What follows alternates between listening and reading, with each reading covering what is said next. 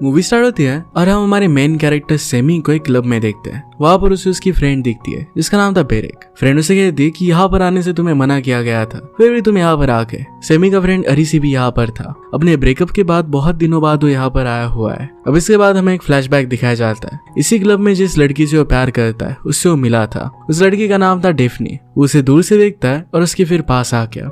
Daphne उसे देखकर smile करती है तो डायरेक्टली उसे किस कर लेता है। इस बात पर डेफनी गुस्सा होके और पूछती है क्या हर एक लड़की जो तुमसे अच्छे से बात करे क्या उसके साथ तुम यही करते हो। सेमी उसे सॉरी कहता है और फिर उसके साथ फ्लर्ट करना कंटिन्यू करता है। डेफनी कहती है कि तुम बहुत ही वियर्ड हो। सेमी कहता है कि वियर्ड लोग ही वर्ल्ड को एंड करते हैं। वो डेफनी से उसका नाम पूछने लग गया। सेमी का फ्रेंड डेफनी को उसे एक चांस देने के लिए कहता है पर सेमी गुस्से में वहां से चली जाती है। वो जिम में आया हुआ था तो उसका इंस्ट्रक्टर कहता है डेफनी के साथ तुम्हारा जो सेशन था वो कैंसिल हो चुका है। डेफनी ने कैंसिल कर दिया था। इसके बाद वो रात में घर पर आया। उसके डोर पर उसका लैंडलॉर्ड आता है। वो कहता है कि जरा रेंट बढ़ने वाला है, अगर तुम यहाँ पर रहना चाहते हो तो रह सकते हो या फिर तुम्हें घर खाली करना पड़ेगा। लैंडलॉर्ड ने पहले डेफनी को कॉल किया था पर डेफनी ने कहा कि सेमी के साथ उसका ब्रेकअप हो गया, इसी वजह से वो डायरेक्टली सेमी से ही बात करे। ये बात जानकर सेमी को बहुत बुरा लगता है। इसके बाद अगले दिन सेमी अपने ऑफिस में जाता है। वहां पर उसके ऑफिस की फ्रेंड एस्टर उससे कहती है कि तुम यहाँ पर कैसे। बहुत दिनों के बाद वो ऑफिस में आया था। एस्टर उससे कहती है कि बॉस हमेशा मुझ पर बहुत गुस्सा रहती है, इसी वजह से ऑफिस के कामों में एस्टर खुद बहुत परेशान हो जाती है। एस्टर ने सेमी से उसके ब्रेकअप के बारे में पूछा पर इसके बारे में वो कुछ भी नहीं कहता। सेमी को अपने रियल एस्टेट एजेंट का कॉल आता है। वो मूव करने वाला था तो उससे वो बात करता है। वो एक मीटिंग फिक्स करते हैं। नेक्स्ट सीन में हमें फिर से फ्लैशबैक दिखता है। सेमी ने डेफनी के साथ अच्छे से बिहेव नहीं किया था तो अगले दिन सॉरी कहने के लिए उसके लिए वो गिफ्ट लेकर आया। डेफनी को यह गिफ्ट अच्छा लगता है। वो दोनों बात करने लगते हैं और डेफनी पूछती कि तुम जॉब क्या करते हो। सेमी को अपना जॉब अच्छा नहीं लगता था। वो एक इलस्ट्रेटर था। उसे अपने खुद के आर्ट पर काम करने में बहुत मजा आता है। वो फिर डेफनी को ये दिखाने के लिए लेकर जाता है। उसका आर्ट उसे बहुत अच्छा लगता है। सेमी कहता है कि जो काम हमें अच्छा लगता है वो सही से पे नहीं करता और जो काम अच्छा नहीं लगता उससे ही पैसे आते हैं। डेफनी का व्यू ऑपोजिट था। उसे अपना काम अच्छा लगता था। वो फिर पार्टी फिर से ज्वाइन करते और वहां पर उन्होंने एंजॉय किया। सेमी अपनी लास्ट रिलेशनशिप के बारे में उसे बता रहा था। उसकी एक्स गर्लफ्रेंड के साथ वो बहुत टाइम से रिलेशनशिप में था पर वो स्पार्क उस रिलेशनशिप में रहा नहीं और इसी वजह से ब्रेकअप हो गया। वो डेफनी से कहता है कि प्यार की फीलिंग बहुत ही अलग होती है, हमें इसे हमेशा एक्सपीरियंस करना चाहिए। वो डेफनी से पूछता है कि क्या तुम्हारा कोई बॉयफ्रेंड है, पर वो सिंगल थी।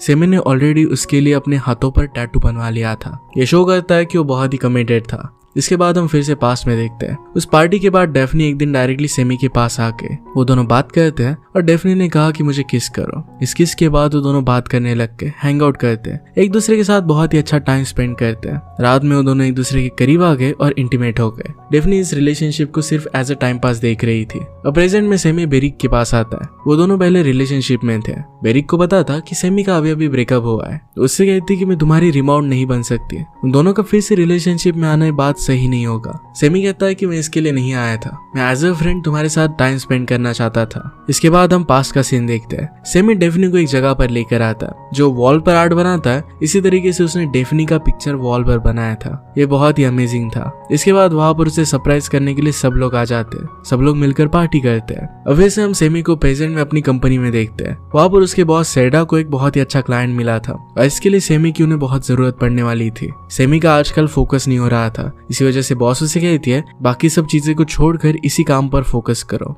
इसके बाद पास्ट में हम देखते हैं कि सेमी और डेफनी दोनों रिलेशनशिप में आ गए थे। सेमी की फ्रेंड ने उन्हें डिनर के लिए बुलाया था पर सेमी डेफनी को लेकर नहीं जाना चाहता था। ये पार्टी बोरिंग होती है और नहीं चाहता कि डेफनी भी बोर हो जाए। उसने अपने फ्रेंड से कहा था कि डेफनी नहीं आने वाली। इस बात से डेफनी को बुरा लगता है। सेमी के कुछ पुराने कपड़े थे जिन्हें वो फेंकने वाली थी। ये देखकर सेमी गुस्से में आ जाता है और कहता है कि मैं सारे कपड़े निकाल देता हूँ।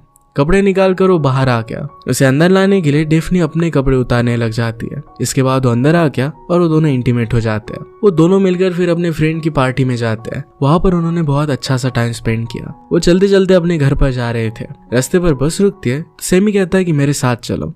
वो बस में चढ़ गए। डेफनी कहती कि तुम कर क्या रहे हो, हम कहाँ पर जा रहे हैं। सेमी कहता है कि बस कहाँ पर जाएगी इसके बारे में हमें पता नहीं है, एक बहुत अच्छा एडवेंचर हो जाएगा। वो फिर एक न्यू जगह पर आके वहां पर वॉक करते हुए अपना टाइम वो स्पेंड करते हैं। इसी तरीके से उनकी रिलेशनशिप बहुत अच्छी चल रही थी। एक रात सेमी की नींद खुली तो डेफनी उसके पास नहीं थी। वो बालकनी में खड़ी होकर रो रही थी। सेमी उससे पूछता है कि हुआ क्या। डेफनी कहती है कि मैं मेरी लाइफ में हमेशा दुखी रही हूँ। जब से हम एक साथ हैं तब से स्लोली वो सारा पेन चला गया। वो आंसू खुशी के आंसू थे। सेमी फिर उसे गले लगा लेता है। इसके बाद हम प्रेजेंट में देखते हैं कि सेमी को ये सब बातें याद आ रही थी। वो जाकर अपने बॉस से कहता है कि मैं अपने काम को इम्प्रूव करना चाहता हूँ। बॉस कहती कि तुम्हें इम्प्रूव करना ही पड़ेगा, इसी वजह से तुम्हें हमने हायर किया है। रात में फिर वो अपने एक फ्रेंड के पार्टी में जाता है। उस फ्रेंड के साथ डेफनी ने बात की थी। फ्रेंड कहता है कि तुम्हें डेफनी को जल्दी से प्रपोज कर देना चाहिए था। रिलेशनशिप टूटने का यही रीजन होता है। लड़कियां एक्सपेक्ट करती है कि तुम उन्हें प्रपोज करो, अगर तुम नहीं करते हो तो वो ब्रेकअप कर लेती है। सेमी पूछता है कि डेफनी ने तुमसे एग्जैक्टली कहा क्या। फ्रेंड कहता है कि डेफनी तुम्हारी रिलेशनशिप में खुश नहीं थी, वो भी आज यहाँ पर पार्टी में आने वाली थी। सेमी आ रहा था, इसी वजह से उसने अपना प्लान कैंसिल कर लिया। डेफनी ने अपनी लाइफ को स्टॉप नहीं किया है, वो अलग अलग जगह पर घूमती रहती है। सेमी को इस बात से बुरा लगता है। वो अपने ऑफिस की फ्रेंड एस्टर के पास आ जाता है। वो दोनों फिर इंटीमेट होने लग गए। यहाँ पर ऑफिस के बहुत सारे लोग थे, तो एस्टर ने कहा कि अगर ऑफिस के लोगों को हमारे बारे में पता चला तो प्रॉब्लम हो सकती है, इसी वजह से वो स्टॉप हो जाते हैं। इसके बाद हम पास में देखते हैं सेमी घर पर आता है। डैफ्नी उसने दिया हुआ इंस्ट्रूमेंट बजाने की कोशिश कर रही थी। उससे कहती कि मैं कर नहीं पा रही। आज उसने 5-6 घंटे यूट्यूब पर लेसन सीखे थे, पर फिर भी वो सीख नहीं पाई। वो दोनों एक दूसरे के डे के बारे में बात करते हैं। डेफनी ने सेमी से पूछा कि मैंने तुम्हें जो क्लोथ्स लाने के लिए कहे थे, क्या तुमने वो लाए हैं? सेमी ये बात भूल गया था। वो जल्दी से ड्राई क्लीनर के यहाँ पर पहुंचता है, पर ये बंद हो चुका था। डेफनी कहती कि तुम बहुत ही इर्रिस्पॉन्सिबल हो, मैंने तुम्हें सिर्फ एक ही काम करने के लिए कहा था, फिर भी वो तुम सही से कर नहीं पाए। इसके बाद हम प्रेजेंट में देखते हैं कि सेमी अपने रियल एस्टेट एजेंट से स्विमिंग करते हुए मिलता है। एजेंट ने कहा कि तुम्हें अपने घर से मूव आउट करना पड़ेगा, इस चीज को तुम्हें सीरियसली लेना चाहिए। मेरे साथ आकर अलग अलग प्लेसेस को तुम्हें देखना चाहिए। एजेंट जा रही थी तो उसके पैर पर जो टैटू था ये सेमी देखता है और उसे पास्ट की याद आई। एक रात एक पार्टी में एक लड़की का टैटू वो देख रहा था। ऐसा करते हुए डेफनी उसे पकड़ लेती है। डायरेक्टली जाकर उस लड़की से बात करती है। कहती कि मेरे बॉयफ्रेंड को तुम्हारा टैटू पसंद आया, उसे जाकर दिखा कर आओ। डेफनी बहुत ही ज्यादा जेलस हो गई थी। सेमी कहता है कि तुम्हें जेलस होने की जरूरत नहीं है। उन दोनों का झगड़ा हो जाता है और वो वहां से चली जाती है। इसके बाद वो दोनों एक लेक पर आए थे। सेमी उससे पूछता है क्या तुम्हें अपनी लाइफ में कभी भी बच्चे नहीं चाहिए? डेफनी कहती कि उसके करियर में उसे बहुत सारी चीजें करनी है, अब वो बच्चों के बारे में सोच नहीं सकती। तुम भी उतने ज्यादा स्टेबल नहीं हो कि एक चीज की रिस्पॉन्सिबिलिटी उठा पाओ। हमेशा तुम्हारे माइंड में कुछ ना कुछ चलता ही रहता है। सेमी फिर वही बोट पर सो जाने का प्रिटेंड करता है। डेफनी उसे उठाने के लिए बोट को हिलाने लग जाती है। वो दोनों फिर पानी में कूद गए। कार में आकर अपने कपड़े चेंज करते हैं और वहीं पर इंटीमेट हो गए। इसके बाद प्रेजेंट में सेमी की अपने बॉस के साथ मीटिंग चल रही थी। बॉस उसे कहती है कि तुमसे काम हो नहीं पा रहा, मैंने तुमसे कहा था कि अगर तुम्हें कर नहीं पा रहे तो तुम्हें मुझे इसके बारे में बताना पड़ेगा। सेमी कहता है कि मैं इसके लिए ट्राई करता हूँ, मैं कर सकता हूँ। वो अपने बॉस से एक फेवर मांगता है। उसे नए प्लेस के लिए डिपॉजिट की जरूरत थी तो बॉस से उसने मांग लिया। बॉस बहुत अच्छी थी और उसे पे कर देती है। हम फिर से पास देखते हैं। सेमी को डेफनी का कॉल आया था। डेफनी की ग्रैंडमदर की डेथ हो गई थी, वो बहुत ही डिस्टर्ब थी। सेमी उसे सहारा देता है और कहता है कि मेरी एक मीटिंग है, मीटिंग खत्म होने के बाद में मैं घर पर आऊंगा। ये सब बातें एस्टर सुन रही थी। उससे पूछते कि आज तो कोई भी मीटिंग नहीं है। सेमी कहता है कि ऐसी सिचुएशन में मुझे क्या करना चाहिए ये मुझे समझ में नहीं आता। इसी वजह से वो डेफनी को इग्नोर करना चाहता था। और प्रेजेंट में हम देखते हैं कि सेमी एस्टर के पास आता है, उसे रात में पिज्जा और वाइन के लिए इनवाइट करता है। एयरपोर्ट से सेमी को डेफनी की याद आती है। डेफनी की एक कॉन्फ्रेंस थी और इसी वजह से सेमी उसके पास आ गया। डेफनी उसे नहीं लेकर जा रही थी, फिर भी उसके प्लेन में वो चढ़ गया था। डेफनी गुस्सा थी कि सेमी ने उसे झूठ कहा था। उसकी ग्रैंडमदर की फ्यूनरल पर सेमी को आना चाहिए था। डेफनी का काम बहुत इंपॉर्टेंट था तो उसे कहती है कि दिन भर मुझे कॉल मत करना, उसे अपने काम पर ही फोकस करना था। सेमी फिर होटल के रेस्टोरेंट में आ जाता है। वहां पर एक लड़की बैठी हुई थी, उससे वो हाई करता है और कुछ घंटों बाद उन दोनों की बात होने लग गई। एक दूसरे के साथ उन्होंने बहुत ही अच्छा सा टाइम स्पेंड किया। वो लड़की सेमी में बहुत इंटरेस्टेड थी, उसे अपना नंबर दे देती है। अगली सुबह सेमी डेफनी को सॉरी कहता है। डेफनी कहती कि मेरी ग्रैंडमदर तुमसे बहुत प्यार करती थी, वो ऐसा क्यों करती थी ये अब भी मुझे पता नहीं है। सेमी डेफनी को एक डिजाइन दिखाता है, कहता है कि तुम मैं टैटू करवा सकती हो। डेफनी को टैटू करना अच्छा नहीं लगता था, पर कुछ दिनों बाद उसने सेमी के लिए कर लिया था। डेफनी सेमी का मोबाइल देखती है तो उसमें वही होटल की लड़की अब भी उसे मैसेज कर रही थी। सेमी कहता है कि वो मेरी ओल्ड फ्रेंड है। डेफनी कहती कि अगर कोई मेरा ओल्ड फ्रेंड तुम्हें मैसेज करे क्या तुम्हें इससे कुछ भी फर्क नहीं पड़ेगा। इस बात से उनका झगड़ा हो जाता है। प्रेजेंट में देखते हैं कि सेमी से मिलने के लिए उसका ब्रदर आया हुआ था। वो इंस्टाग्राम पर डेफनी के फोटोज देखता है। उसने कहा कि डेफनी मूव ऑन कर रही है, उसने अपने प्रोफाइल से तुम्हारे सारे पिक्चर्स हटा दिए हैं। सेमी सोशल मीडिया पर उतना ज्यादा बिलीव नहीं करता था। सेमी की मदर ने उसका फोन रिपेयर करने के लिए कुछ पैसे भेजे थे तो इससे वो करवा लेते हैं। रात में सेमी भूल चुका था कि एस्टर को उसने वाइन और पिज्जा के लिए बुलाया था। फिर वो तीनों मिलकर हैंग आउट करते हैं। एस्टर ने उसके साथ कुछ टाइम बिताया और इसके बाद वो चली गई। रात में सेमी अपने ब्रदर से पूछता है कि अगर मेरा भी सोशल मीडिया पर अकाउंट होता तो क्या मैं भी उसकी फोटोज डिलीट कर देता। ब्रदर कहता है कि हाँ। वो फिर उन दोनों की सारी फोटोज लेता है और उसने उन्हें जला दिया। सेमी ने भी एक सोशल मीडिया पर अकाउंट बनाया ताकि वो डेफनी को फॉलो कर सके। डेफनी अब अच्छे फोटोज डाल रही थी। ब्रदर ने कहा कि इसका मीनिंग है कि अब वो मूव ऑन कर चुकी है। सेमी फिर अपने काम पर फोकस करने का ट्राई करता है। उसने अपने घर में सेमी की जो फोटो बनाई थी इसे उसने मिटा दिया। वो एक नया आर्ट बनाता है। रात में सोते वक्त सेमी को डेफनी की बहुत याद आती है, इस तरीके से वो साथ में होते थे। अगले दिन वो एक न्यू घर देखने के लिए गया। उसकी एजेंट उसे दिखा रही थी तो उसके करीब आ जाता है और दोनों इंटीमेट होने लग गए। बीच में उसका मूड चला जाता है। एजेंट उससे कहती है कि हम दोनों के बीच में जो भी हुआ इससे कुछ भी फर्क नहीं पड़ता। वो फिर भी उसे घर रेंट पर लेने के लिए रिकमेंड करती है। इसके बाद हम पास्ट में देखते हैं कि डेफनी को अपने जॉब के लिए एक बहुत अच्छा ऑफर मिला था। इसके लिए उसे एक न्यू कंट्री में जाना पड़ेगा। सेमी कहता है कि तुम यहाँ पर भी अपना जॉब कर सकती हो, तुम्हें वहां पर जाने की जरूरत नहीं है। डेफनी फिर वहां पर जाने का कैंसिल कर देती है। इसके बाद वो दोनों वैकेशन के लिए इस्तांबुल आए थे। डेफनी खुद को डाउट कर रही थी कि जॉब के ऑफर को छोड़कर उसने क्या ठीक किया है। सेमी कहता है कि देखो हम वैकेशन पर है, इस तरीके से अच्छी लाइफ तुम जी नहीं पाओगी। वो डेफनी के पास आता है और कहता है कि मैं तुमसे बहुत प्यार करता हूँ।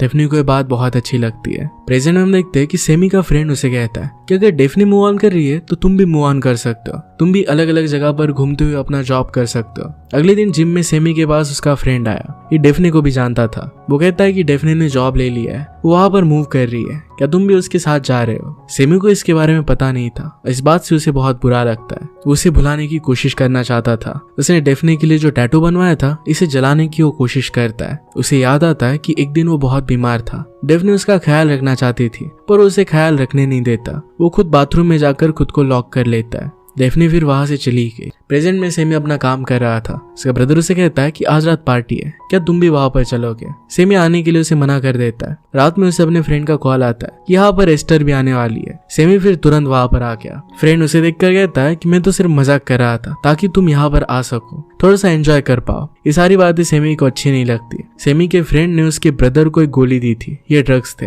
ये देखकर सेमी बहुत गुस्सा हो जाता है और अपने फ्रेंड को मारने लग जाता है। बाद में वो क्लब से बाहर आ गया, एक कुत्ते से बात करने लग गया। वो कहता है कि अब मैं डेफनी पर गिव अप कर रहा हूँ। वो रात में अपनी एक्स गर्लफ्रेंड के पास आया। उसे कहता है कि क्या तुम मुझसे प्यार कर सकती हो। एक्स गर्लफ्रेंड उससे कहती है कि अब बहुत लेट हो चुका है, अब वो प्रेग्नेंट है। सेमी को उसके लिए बहुत अच्छा लगता है। अगले दिन उसके घर पर उसने एस्टर को देखा। एस्टर सेमी के फ्रेंड के साथ घर पर आई थी। एस्टर ने कहा कि अभी अभी यहाँ पर डेफनी अपना सामान लेने के लिए आई थी। सेमी जल्दी से उठकर डेफनी के पीछे आता है। सेमी उससे पूछता है कि क्या तुम मुझे भूल चुकी हो, क्या तुम्हें मेरी याद नहीं आती। डेफनी कहती कि कल तुम मुझसे मिलने के लिए आए थे। सेमी को इसके बारे में याद भी नहीं था। उसे नशे में लग रहा था कि वो कुत्ते से बात कर रहा है, पर वो डेफनी के पास आया था। डेफनी उसे कहती कि जब तुम मुझसे बात कर रहे थे तो अपने ही बारे में बात कर रहे थे। मैं तुम्हें छोड़कर चली गई तो तुमने मुझे कॉल भी नहीं किया कि मैं तुम्हें छोड़कर क्यों चली गई। तुम हमेशा खुद के ही बारे में सोचते रहते हो। वो फिर वहां से चली जाती है। सेमी अब अपनी जॉब पर भी नहीं जा रहा था। उसकी बॉस उसे मिलने के लिए आई। उसे कहती है कि मैंने तुम्हें बहुत चांसेस दिए,